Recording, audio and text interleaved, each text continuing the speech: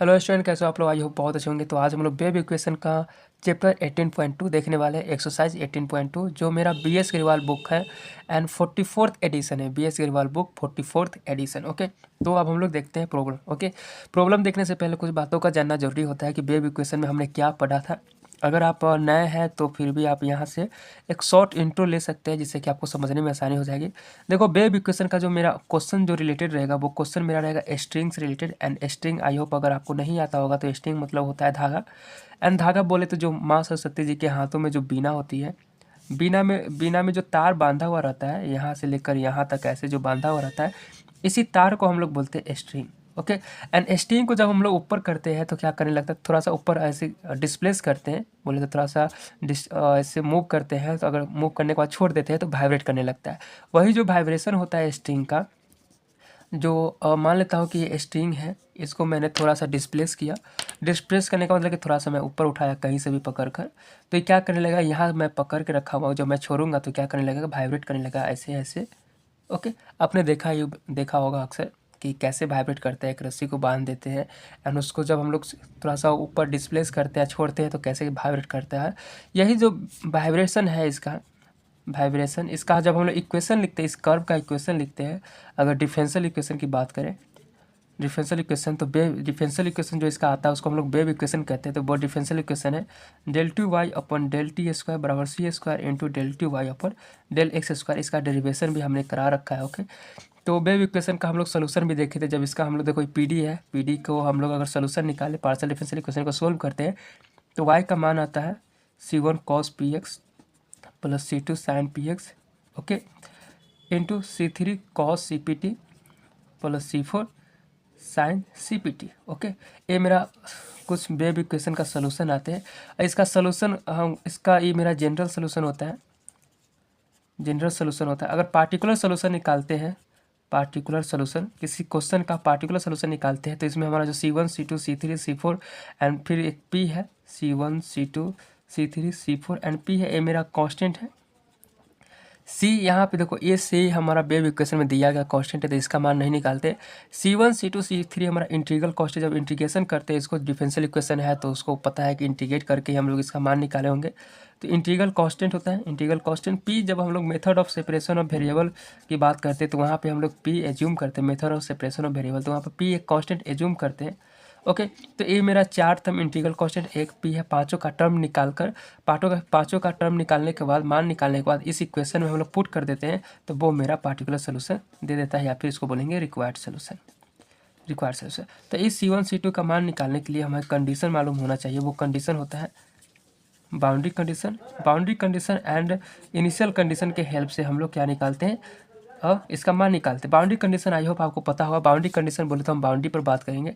तो boundary suppose मैं मान लेता हूँ कि यहाँ से टोटल लेंथ अगर L है स्ट्रिंग का, तो यहाँ x बराबर 0 और यहाँ पे x बराबर L।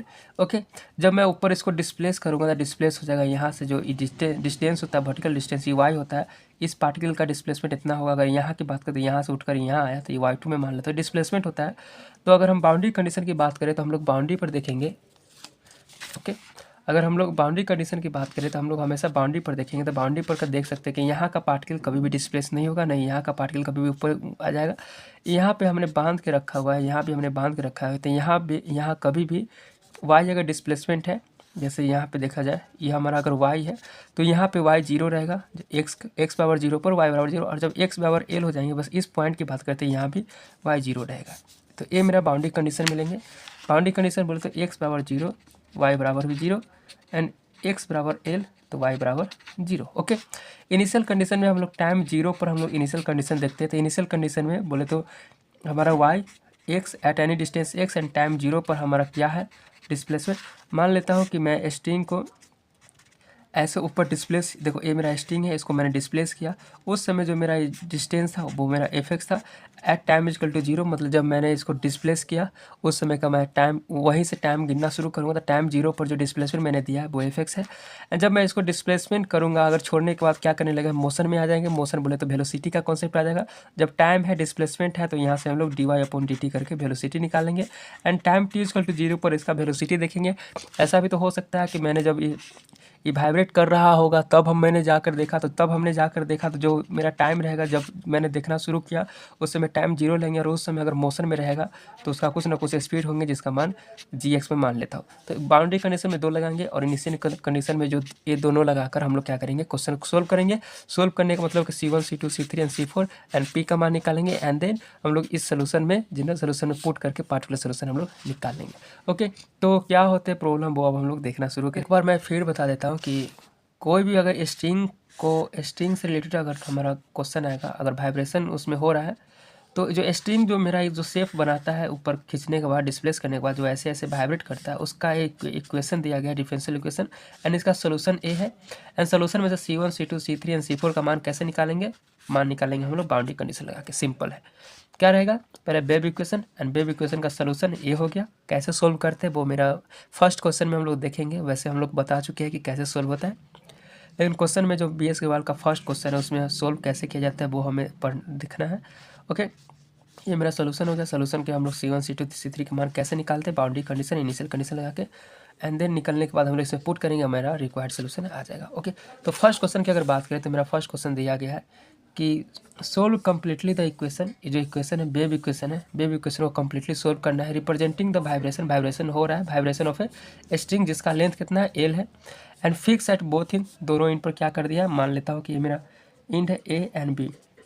यहाँ पे मैंने बांध रख दिया। बांधने से क्या मतलब हुआ कि बांधने का मतलब हुआ कि यहाँ पे जब इसको मैं अगर वाइब्रेट कराऊंगा तो ऐसे ऊपर नीचे जाएंगे तो यहाँ का पार्टिकल का डिस्प्लेसमेंट कभी भी यहाँ का पार्टिकल उठकर ऐसे वाइब्रेट नहीं किया होगा, मतलब कुछ शेप ऐसे नहीं लिया होगा, हमेशा शेप लेगा तो यहाँ का डिस्प्लेसमेंट कभी भी नहीं होगा। तो यहाँ y बराबर हमेशा 0 रहेगा और यहाँ भी y बराबर हमेशा 0 रहेगा। तो उसी तरह से बोला कि बोथ इन पर जब हम लोग फिक्स कर देते हैं तो y बराबर यहाँ भी 0 यहाँ भी 0, बोले तो डिस्प्लेसमेंट 0 है, डिस्प्लेसमेंट बोले तो यही y, तो ये y धीरे धीरे घट कर यहाँ पे तो बांधा हुआ है तो y क्या रहेगा, 0 रहेगा। तो गिवन कंडीशन वैसे भी दे दिया है, देखो यहाँ पे x y, देखो हम लोग ऐसे लिखते हैं y x, t, जहाँ पे x मेरा डिस्टेंस और t टाइम होता है एंड y मेरा डिस्प्लेसमेंट होता है।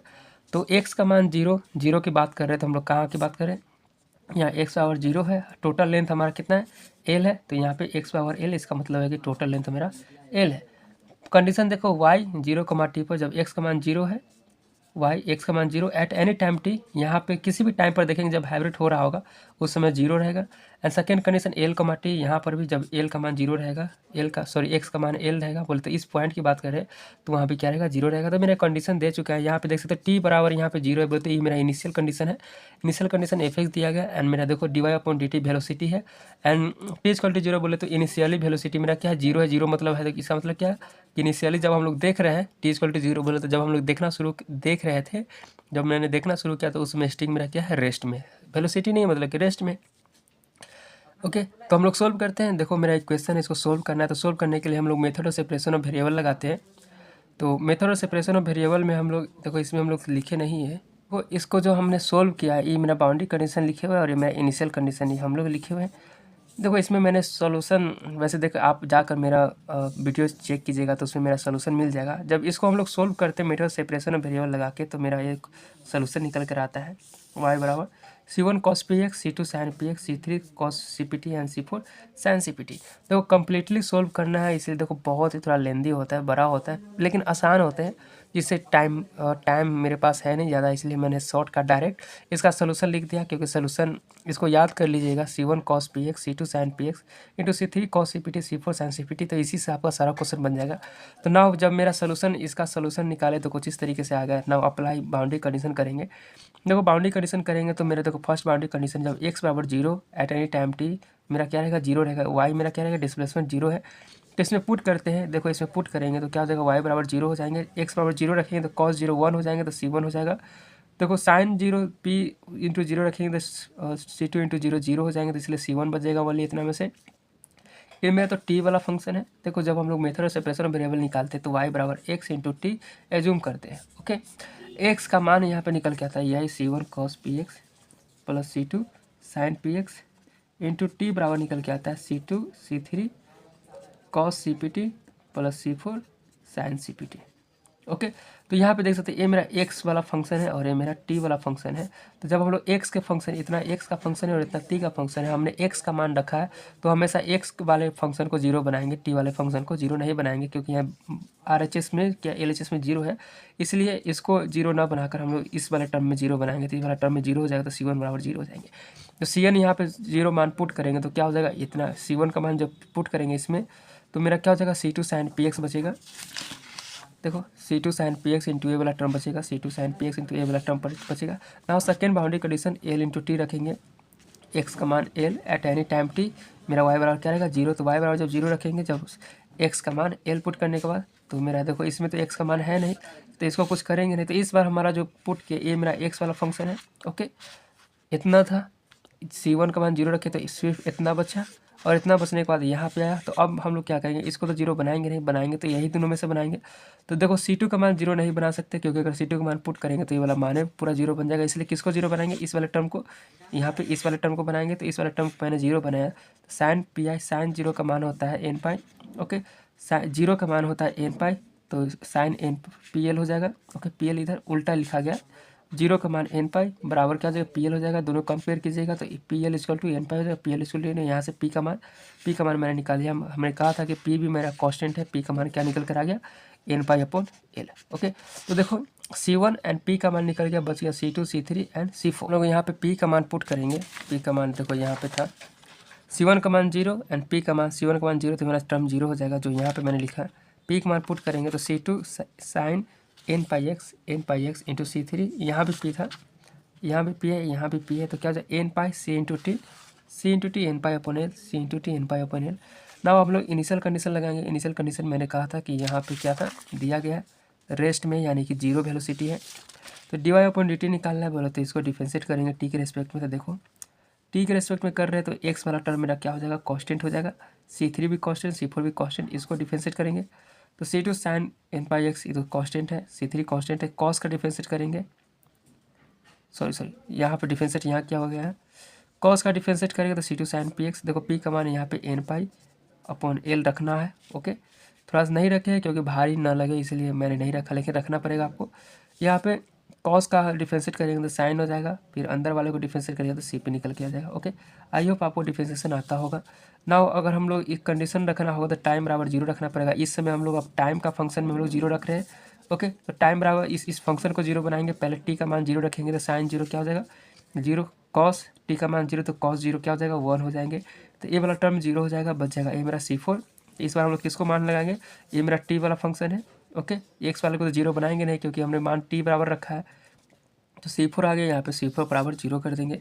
C4 बराबर जीरो करने के बाद अगर हम मान यहाँ पे C4 बराबर जीरो रखेंगे तो बचेगा क्या, C2 इंटू C3 बच जाएंगे, C2 इंटू C3 साइन ये वाला टर्म मेरा क्या PX है, ये भी मेरा PX है, PX इंटू CPT क्या हो जाएगा, यहाँ पे देखो C2 इंटू C3 को मैंने BN कहा, तो sine PX into cos CPT। Now इसको अगर ये मेरा हो गया, इसको अगर जनरल सोल्यूशन की बात करें किसी भी n मान के लिए तो हम लोग समेशन लगाते हैं, n बराबर 1 से लेकर इन्फिनाइट तक, BN इंटू साइन p का मान n pi upon L into x cos n पाई CT upon L. Okay, now second condition मेरा दिया गया है, सेकेंड इनिशियल कंडीशन है कि जब at time equal to t हमारा डिस्प्लेसमेंट कितना है, fx है। ओके, तो fx अगर हम टाइम t जो इक्वल टू जीरो, इसमें t equal to zero put करेंगे तो कॉस जीरो 1 हो जाएंगे, साइन जीरो सॉरी टी का मान पुट कर रहे हैं तो कॉस जीरो 1 हो जाएंगे, बच जाएगा इतना, देखो इतना बच गया। ना यहाँ से हम लोग फ्यूरियर सीरीज लगाते हैं, फ्यूरियर मेथड की हेल्प से हम लोग क्या करते हैं, ये कांस्टेंट का मान निकालते हैं। देखो फ्यूरियर मेथड कैसे हमको पता चले फ्यूरियर मेथड, क्योंकि देखो जिस कांस्टेंट का मान निकालना होता है उसके बगल में अगर पीरियोडिक फंक्शन है, पीरियोडिक फंक्शन हम ट्रिगोमेट्रिक फंक्शन को पीरियोडिक फंक्शन कहते हैं, तो अगर मेरा पीरियोडिक फंक्शन होता है तो फ्यूरियर मेथड की हेल्प से हम लोग इस कांस्टेंट का मान निकालते हैं। इस कांस्टेंट का मान होता है 2 बाई डिस्टेंस कितना है, एल है, तो एल होता है इंटू इंटीग्रेशन करते एल अपॉन जीरो, जीरो से लेकर एल तक, जीरो से लेकर एल तक fx, ए वाला fx इंटू ए वाला टर्म को हम लोग यहाँ पे ला देते हैं। ओके, ये मेरा हाफ रेंज फ्यूरियर सीरीज है, हाफ रेंज फ्यूरियर सीरीज है, वो आपको फ्यूरियर सीरीज में आपको अच्छा से समझ में आएगा, मैंने बता रखा है। ओके, जब हम लोग वेव इक्वेशन का सोल्यूशन देखे थे उस समय भी मैंने बताया था। तो नाउ यहाँ से हम लोग BN का मान निकाल लिए, तो नाउ मेरा सोल्यूशन क्या हो जाएगा, यही मेरा सोल्यूशन है। देखो सब मैंने C1 C2 C3 सब का मान पुट करते आया हूँ, तो मेरा लास्ट क्या आया था, ये आया था। यहाँ से बी एन भी एक कांस्टेंट बचा हुआ था, बी एन का भी मान मैंने निकाल लिया, तो मेरा रिक्वायर्ड सोल्यूशन आ गया। ओके, ना अब हम लोग क्वेश्चन नंबर 2 देखते हैं। क्वेश्चन नंबर अब बहुत ही सिंपल है। हम लोग क्या करना है कि डिफरेंशियल इक्वेशन दिया गया, यहाँ पे 2 कंडीशन दिए गए। बाउंड्री कंडीशन x 0 पर 0 है, डिस्प्लेसमेंट u यहाँ पे डिस्प्लेसमेंट है, एंड x मेरा बाउंड्री कंडीशन है, ये मेरा a एंड b। ये मेरा बाउंड्री बोले तो बाउंड्री पर देखना, जब x का मान 0 और x का मान l है, तो जब भी हम इसको वाइब्रेट करेंगे, ऊपर नीचे वाइब्रेट होते रहेगा, ऐसे आएगा, ऐसे ऐसे वाइब्रेट करेगा, तो यहाँ पे किसी भी प्रकार का डिस्प्लेसमेंट नहीं होगा, तो 0 रहेगा। वही है मेरा देखा इनिशियल कंडीशन आपको यहाँ पे दिया गया है। इनिशियल डिस्प्लेसमेंट इतना है एंड मेरा डिस्प्लेसमेंट इतना है। इनिशियल एंड बाउंड्री कंडीशन क्या होते हैं वो हमने बहुत ही अच्छा से बता रखा है। इनिशियल कंडीशन बोले तो, इनिशियल डिस्प्लेसमेंट बोले तो एट टाइम t इक्वल टू 0 पर जब मैंने देखा उस समय टाइम t, जब मैंने देखा उस समय का टाइम हम लोग 0 लेंगे, बोले तो देखने वाला इनिशियली टाइम लेंगे। उस समय मेरा स्ट्रिंग में कुछ डिस्प्लेसमेंट था, वो डिस्प्लेसमेंट मेरा एफ था। ओके, तो जब मैंने देखा उस समय का डिस्प्लेसमेंट कुछ एफ दिया गया है एट टाइम t इक्वल टू 0 पर at any distance x। Okay, उसी तरह से वेलोसिटी, अब इसमें जब मैंने देखा उस समय डिस्प्लेसमेंट था और उस समय चल भी रहा था, बोले तो वाइब्रेट कर भी रहा था, तो उस समय कुछ ना कुछ वेलोसिटी था। तो वेलोसिटी मेजरिंग डिवाइस से मैंने देखा कि उस समय जो वेलोसिटी था, वेलोसिटी कुछ क्या था, gx था। ओके, तो एट टाइम t इक्वल टू 0 पर वेलोसिटी मेजरिंग डिवाइस में, बोले तो वेलोसिटी मेजर करने का इंस्ट्रूमेंट लगा हुआ था, उसमें देखा कि उसमें डिफ्लेक्शन डिस्प्लेसमेंट एफ था एंड वेलोसिटी कितना था, gx था। तो इनिशियल कंडीशन समझ में आ गया। बाउंड्री कंडीशन पता है कि कभी भी यहाँ का जो होगा, कभी डिस्प्लेसमेंट इस पॉइंट और बाउंड्री पर डिस्प्लेसमेंट नहीं होगा। तो इसी का यूज़ करके हम लोग क्या करते हैं कि हम लोग C1 C2 C3 and C4 का मान निकालते हैं। C1 C2 का मान तो निकालना, C1 एंड P का मान निकालना हम लोग बाउंड्री कंडीशन से निकालते हैं। जब एक कंडीशन लगाते हैं C1 0 हो जाता है एंड L T लगाते हैं, तो पिछला ही जो मैंने अभी तुरंत पीछे बताया था, C1 एंड P का मान, देखो C1 एंड P का मान कैसे निकला था, मैंने जस्ट पीछे वाले क्वेश्चन में देखा था जब मैंने कंडीशन रखा था। ओके, C1 एंड P का मान निकलते हैं हम लोग, C1 एंड P का मान, C1 का मान 0 हो जाएगा तो 0 रखेंगे। ओके, एंड देखो यहाँ पे अगर आपको नहीं समझ में आया तो मैं आपको बताता हूँ। x का मान 0 रखना तो 0 रखेंगे, तो ये मेरा 1 हो जाएगा, तो C1 बच जाएगा। C1 प्लस यहाँ पे x का मान 0 रखेंगे तो C2 0 हो जाएगा, एंड इधर वाला जो रहेगा ए वाला फंक्शन रहेगा बराबर 0 हो जाएंगे। तो हमने कहा था कि जब x वाले को छेड़छाड़ करेंगे, x का मान पुट करेंगे तो इसको 0 बनाएंगे, इसमें C1 बचा तो C1 का मान 0 हो जाएगा। उसी तरह से हमने L का मान रखा, इसमें C1 0 हो जाएंगे तो L का मान रखेंगे तो यहाँ L हो जाएगा। तो हम लोग यहाँ से P का मान निकालें। ओके, पुट करने के बाद कुछ इस तरीके से आ गया, एंड नाउ हमारा C2 एंड C3, यहाँ C2 को मैंने इसमें दिया एंड इसमें दिया, तो C2 इंटू C3 होगा, C2 इंटू C4 हो जाएंगे। C2 इंटू C3 को मैंने AN लिखा एंड C2 इंटू C4 को मैंने BN लिखा। एंड नाउ हम लोग जनरल सोल्यूशन की अगर बात करें तो हम लोग जनरल सोल्यूशन में समेशन लगा देते हैं। तो n से लेकर इन्फिनाइट तक, n का मान कहाँ चलेगा, 1 से लेकर इन्फिनाइट तक चलेंगे। एंड नाउ अब हम लोग इनिशियल कंडीशन लगाएंगे। इनिशियल कंडीशन मैंने कहा है कि टाइम t इक्वल टू 0 पर हमारा डिस्प्लेसमेंट u हमारा क्या डिस्प्लेसमेंट f है। तो t का मान जब 0 रखेंगे तो यहाँ 0 हो जाएंगे, इस वाला ई टर्म हमारा 1 हो जाएगा क्योंकि cos 0 1 होता है, एंड ये हमारा टर्म क्या हो जाएगा, 0 हो जाएंगे। तो बात करें तो यहाँ से an निकल कर आएगा, an प्लस 0 इंटू इतना, तो an इंटू साइन, ये मेरा क्या है, एक फ्यूरियर सीरीज वाला टर्म है। ओके, तो फ्यूरियर वाला सीरीज है an बराबर 2πl। हम लोग क्या लगाएंगे, यहाँ से an का मान निकालेंगे, हाफ रेंज सीरीज है तो 2/l लगाएंगे। इसको भी मैंने बताया है फ्यूरियर सीरीज, जब हम लोग वेव इक्वेशन का सोल्यूशन देख रहे थे तो उसमें हम लोग प्रॉब्लम भी किए थे, तो उसमें फ्यूरियर सीरीज का कॉन्सेप्ट बताए थे बहुत ही अच्छे से कि हाफ रेंज सीरीज में हम लोग कैसे बनाते हैं। तो an का मान 2/l हो जाएगा, इंटू fx लिखेंगे, fx इंटू यही ए वाला टर्म को हम लोग इस तरफ लिख देंगे। नाउ इसको सोल्व करेंगे और an का मान निकल कर आ जाएगा, अगर fx दिया रहेगा तो सोल्व करेंगे। सेम उसी तरीके से सेकेंड कंडीशन हमारा जो दिया गया है कि du/dt at time t equal टू 0 पर हमारा gx दिया गया, वेलोसिटी दिया गया है। तो इसको du/dt निकालने के लिए जो मेरा u का मान है इसको डिफरेंशिएट करेंगे। ओके, तो डिफरेंशिएट करेंगे तो इसको ईजी है डिफरेंशिएट करना। यहाँ पे अगर t के रेस्पेक्ट में डिफरेंशिएट कर रहे थे मैं ए साइन n/x कॉन्स्टेंट रहेगा। Okay, and an and bn भी कॉन्स्टेंट है, तो मैंने यहाँ पे डिफरेंशिएट किया अच्छा से। p का मान यहाँ पे है n/l है, n/l सब जगह पुट करना है। ओके, आप पुट कर दीजिएगा, तो पुट करने के बाद कुछ इस तरीके से gx आएगा। यहाँ पे देख सकते हैं कि ये भी मेरा फ्यूरियर सीरीज है, bn का मान निकालना है एंड बगल में पीरियोडिक फंक्शन है। तो bn का मान निकालने के लिए हम फ्यूरियर मेथड लगाएंगे, तो कॉन्स्टेंट मेरा यहाँ से यहाँ तक हो जाएंगे, तो कॉन्स्टेंट मैंने लिखा 2/l, gx लिखा है, वाले टर्म लिखे। यहाँ से बी एन निकल कर आ गया। तो नाउ मेरा जो वाई एक्स का टी क्या था, ए एन इस वाला टर्म, बी एन ए वाला टर्म, एन ए वाला था, ए एन भी निकल गया, बी एन निकल गया, बाकी सारे टर्म हमारा निकल गया, ए एन ए हो गया, बी एन ए हो गया, सभी टर्म निकल गया, एंड हमारा क्वेश्चन 2 भी समाप्त हो गया। ओके, ये मेरा हो गया रिक्वायर्ड सोल्यूशन। रिक्वायर्ड सोल्यूशन जहाँ ए एन बी एन का मान कुछ इस तरीके से हमने निकाला। अगर क्वेश्चन नंबर 3 की बात करें तो सेम उसी तरीके से मेरा सोल्यूशन दिया गया है। अब वेव इक्वेशन जहाँ पे यहाँ ए स्क्वायर सी की जगह पर ए स्क्वायर है। ओके, फिर उसी तरह से देखो यू हमारा डिस्प्लेसमेंट जीरो कब होगा, जब at end A and end B. यहाँ पे एल का मान यहाँ पे पाई दिया गया है, बोले तो यहाँ से यहाँ का डिस्टेंस हमारा क्या पाई है, यहाँ पे जीरो और यहाँ पे पाई है। ओके, एंड ऐसे कोई स्ट्रिंग रहेगा।